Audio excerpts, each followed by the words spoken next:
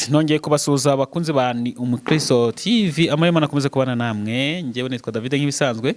Abasoje hano hose mwamuherereye mwamwe mu Rwanda cyangwa hanze y'u Rwanda, mwumve ko mbasuje kanamubwira ko mbakunda. Uyu munsi rero twagira amahirwe n'umugisha byo kwakira umuntu muri kubona imbere yanyu kuri kamera.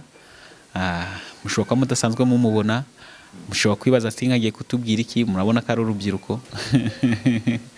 Ariko bura urubyiruko kuva ku mwana mutoya afite ikintu yakubwira kandi kikagira aho kigukura cyangwa naho kikugeza. Nje nkunze kubwira abantu ngo buri wese akoresha impano ye, kuko buri impano zose zirakiniranye. Hari umuntu ujya wibaza akavuga ati ngiye ko ndumufundi bura nabandi kubwiriza ijambo ry'Imana ndumufundi. Reka maze uyu muntu twicanye hamwe ni Pastor Ban. Pastor Ban, umuntu w'umufundi yabwiza Imana gute? Umuntu w'umufundi se, Bibiliya ivuga ku mirimo ko dukorera abashebuja tutarebye ku jisho cyangwa se baduhanze amaso, niyo tubikora neza tugakora imbaraga zacu dukorera abadatabuja, nabwo tuba dukorera Imana. Muri gukorera Imana David biri mu buryo bwinshi. Iyo ukorera shobuja umukorera neza akagushima ati wangureye neza, nabwo ni ubutumwa n'ijambo ry'Imana ubutanze, ni message imeze neza ubutanze. Ntabwo nshaka kugutindana kuko imbere yacu dufiteho umuntu, reka tumwakire. Turakwakire umukozi w'Imana. Witwa nde ubusanzwe? Amazina ni Wase Ideni. Abo Wase Ideni. Utuye mu Rugerero. Yego, tukwakire hano kuri Ni Umukristo TV, n'umuryango mugari ukurikirwa n'abantu benshi.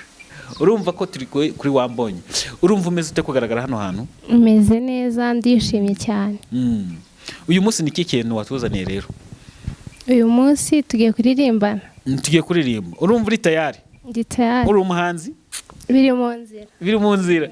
Nangize ngo ugiye kubyemeza, mbite nkobaza ngo ufite ze ndirimbo muri studio zingahe, kuko umuhanzi afite ibikorwa hanze cyangwa se afite n'indirimbo yanditse. Niba biri mu nzira bivuze ngo ntago uratangira kwandika indirimbo ariko ugize ute uri kubiteganya, ariko ukunda kuririmba. Ndabikora. None se waturirimba izihe? Indirimbo za gospel. Uratirimba indirimbo za gospel nyine ukuye hehe? Z'abandi bantu baririmbye cyangwa nizo teganya kuzashira hanze tubwire? Oya, nayanjye afite ni z'abandi. Yes, urumva nyine no gukoresha ibihangano by'abandi nabyo ni byiza, cyane cyane iyo harimo amagambo afasha abantu, sibyo? Turakwakira mu kanya gatoya ngo dusogongeze uturimbe we n'agakorasi, vasi imwe n'agakorasi kugira ngo ngaruke mu bindi maze kumva ijwi ryawe ko rimeze neza. Dore nta wamenya n'ahantu turi twicaye. Hari n'umuntu ushobora kukureba akagukunda akavuga turi mwana azi kurimba by the way. Ni karibu. Ngo nari nicaye ndi mu mubabaro, Uwiteka arandura, niyo mpamvu mushimira, nzahora muririmbira kubw'ineza yangiriye, yatawe inshuti yanjye, nituba tukiriho Yesu nzamushima, njye nzamurata, niba ukwiriye icyubahiro, Mwami Yesu arakomeye. Isi turimo n'amara irimo, dutegereje indi sica, Yesu yaneguriye.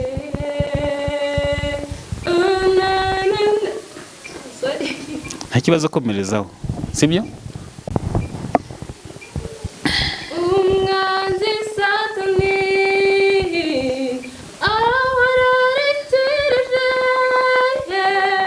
ngo nabone ibyo bihembo Yesu yaneguriye. Umwami Yesu nawe ahora anishiriza ngo nzajye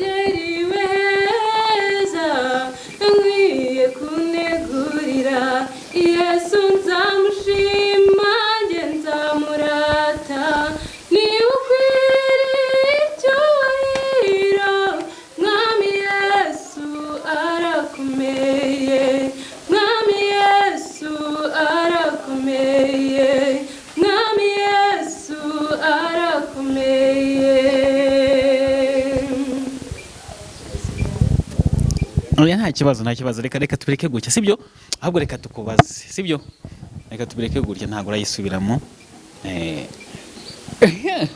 Umura bizaba bimeze neza, umura hari ahantu byageze kuri nzabikuramo sibyo. Nta kibazo nko yandi mahirwe.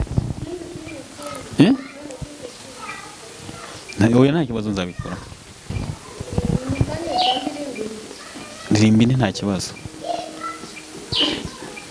ibibazo ntibikaguherane, agahinda ntikakaguherane, kwibaza kwa hato na hato bidashira, amarira arashaka ku maso, ibibazo byabuze ibisubizo, ibyo byose byirengagize, kuko Satani aba yishimye yabona ubabaye. Hora wishimye, ujye uyishima, izagukunda, amaherezo nka Satani azaguhunga, usigare mu mahoro n'umukiza murambane. Hari ubwo ujya gufata umwanzuro maze umutima ukabyemera, ariko umubiri ukabura intege. Ibyo bishatse kugaragaza yuko ubahisha umuremyi, ibyo byose byirengagize, kuko Satani aba yishimye yabona ubabaye. Hora wishimye, ujye uyishima, izagukunda, amaherezo nka Satani azaguhunga, usigare mu mahoro n'umukiza murambane. Yes, umuntu ashobora kwibaza uri umuririmbyi, ese ufite gahunda yo kuzajya muri studio? Ngibi iki byakunda bikagenda neza, tubwize ukuri. Kubishyira ku mutima se, kubyegereza umutima cyangwa Oya nimara kwandika indirimbo, habura iki ngo wandike izawe ko twumvise ufite ijwi ryiza we. biri muri process. Yes, reka twigire mu tundi tuntu dukeya. Hano mu Rwanda hari abahanzi benshi, usenga muri itorero? Aha nabyumvaga. Tubwire mu bahanzi b'abadivantisiti uzi nihe korari ukunda? Bambe niwe muhanzi ukunda? Ntabwo najya muri makorari. Kunda Sara. Sara niwe wa mbere. Ni nk'iyo ndirimbo yigufasha izina gusa. Sara ubundi arasanzwe aririmba muri Ambasada, ariko akenshi akunda gusubira mu ndirimbo zabo, ariko zo aririmba muri Ambasada. Yes. Hari amakorari abiri ngiye kukubaza urambwira ayo ukunda. Ntago nyigendeye kuba kuyivuze. Hari Ambasada n'inyenyeri z'ijuru, bose n'abadivantisiti. Yaraza amakorari ukunda iyihe? Inyenyeri z'ijuru. Kubera ko arimo abatifese. Kubera ko arimo abatife benshi.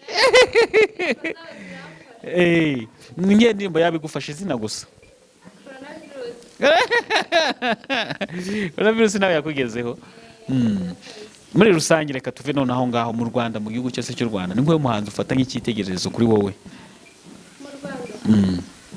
Muri rusange haba mu ndirimbo z'isi, mu z'Imana, byose muri rusange. Israel Mbonyi n'ufata nk'icyitegererezo. Ukunda Sara ariko Israel Mbonyi ukamufata nk'icyitegererezo. Yes, turagushimiye cyane rero, sinzi niba ari akandi karimbo ufite ngo turirimbire dusoza ikiganiro cyacu. Hari akantu ufite cyangwa niba nta kahari nabyo nta kibazo. Nawe ukoresha vasi imwe nko mu munota umwe gutyo biraza kudufasha.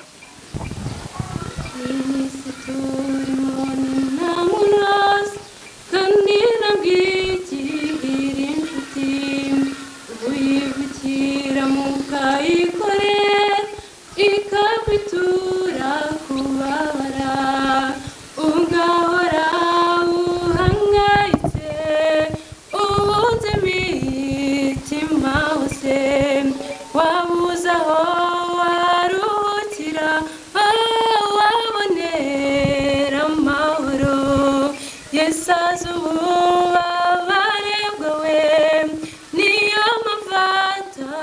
kukureka kandi azi kubuza amahoro humura araje agukize ibibazo uhura nabyo byose Yesu arabitegeka ibibazo uhura nabyo byose Yesu arabitegeka. Yes, urakoze cyane ubutumwa bwiza tugejejeho kandi nizeye ko n'abantu badukurikiye. Gusa icyo nabwiye abantu badukurikiye abantu mwe impano hano ku isi cyangwa se hano dutwegereye around yacu hari impano nyinshi kandi zishoboye. Ikibura ni kimwe gusa no gufata umwanzuro natwe tukabagira ute tukabashyigikira. Gusa ngiye ku ruhare rwanjye wakibutse tukubitiro korasi nta kibazo.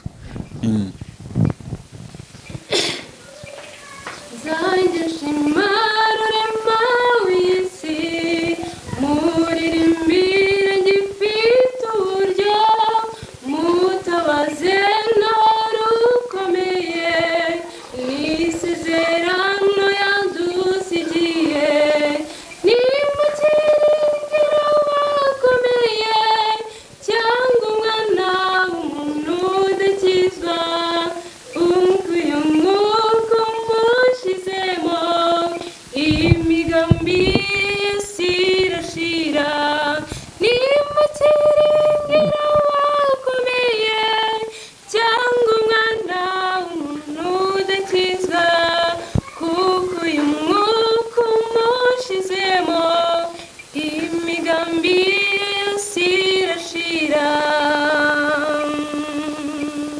Abantu bari ahangaha kunuza kuri Ndi Umukristo TV nitukonga kugenda nizeye ko tuzakubona.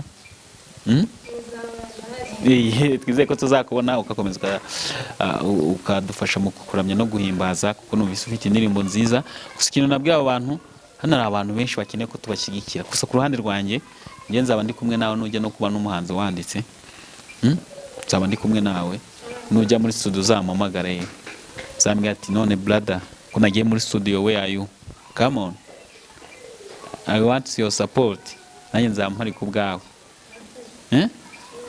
sibyo. Sasa turagushimiye cyane murakoze.